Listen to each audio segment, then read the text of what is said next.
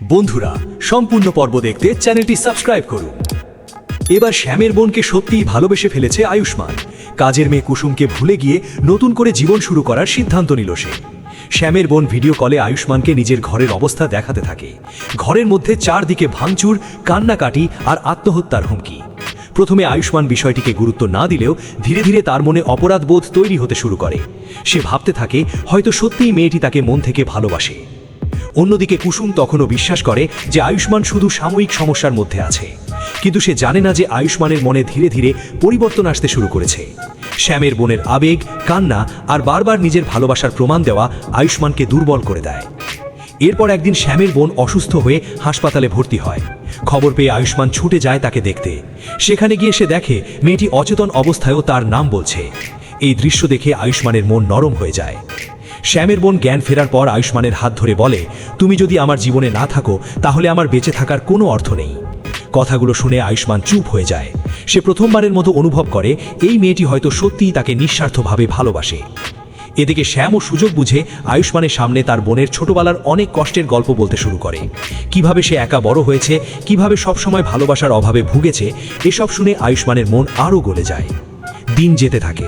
আয়ুষ্মান এখন প্রায়ই শ্যামের বোনের সঙ্গে সময় কাটাতে শুরু করে। তারা একসঙ্গে ঘুরতে যায়, গল্প করে, হাসি হাসি করে। ধীরে ধীরে তাদের মধ্যে বন্ধুত্ব গড়ে ওঠে। একদিন সন্ধ্যায় সমুদ্রের ধারে দাঁড়িয়ে শ্যামের বোন হঠাৎ বলে, আমি আর কোনো স্বপ্ন দেখি না, কারণ আমার সব স্বপ্নের নাম আয়ুষ্মান। এই কথাটা শুনে আয়ুষ্মানের বুক কেঁপে ওঠে। সে বুঝতে পারে এতদিন ধরে যাকে সে অবহেলা করেছে সেই মানুষটি তাকে সবচেয়ে বেশি গুরুত্ব দিয়েছে। অন্যদিকে কুসুম দূর থেকে এসব পরিবর্তন লক্ষ্য করতে শুরু করে। সে বুঝতে পারে আয়ুষ্মান আগের মতো আর নেই। তার ফোন, তার আচরণ সবকিছু বদলে গেছে। একদিন কুসুম সাহস করে আয়ুষ্মানের সামনে এসে জিজ্ঞেস করে, ছোট সাহেব, আপনি কি আমাকে এড়িয়ে যাচ্ছেন?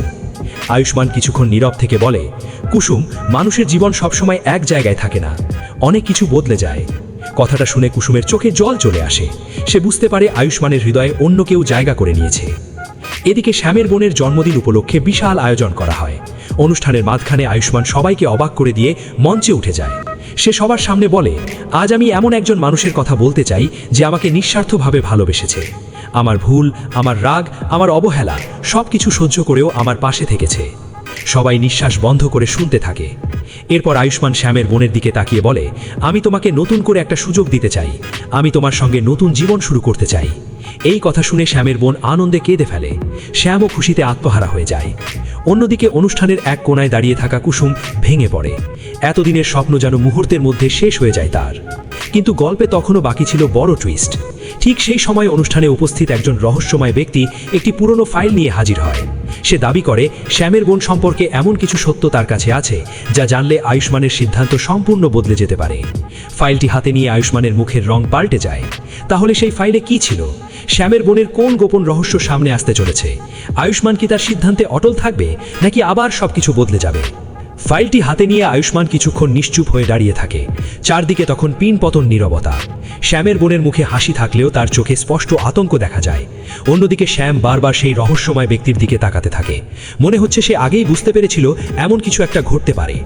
আয়ুষ্মান ধীরে ধীরে ফাইলটি খুলে দেখতে শুরু করে। প্রথম কয়েকটি পৃষ্ঠা দেখেই তার মুখের অভিব্যক্তি বদলে যায়।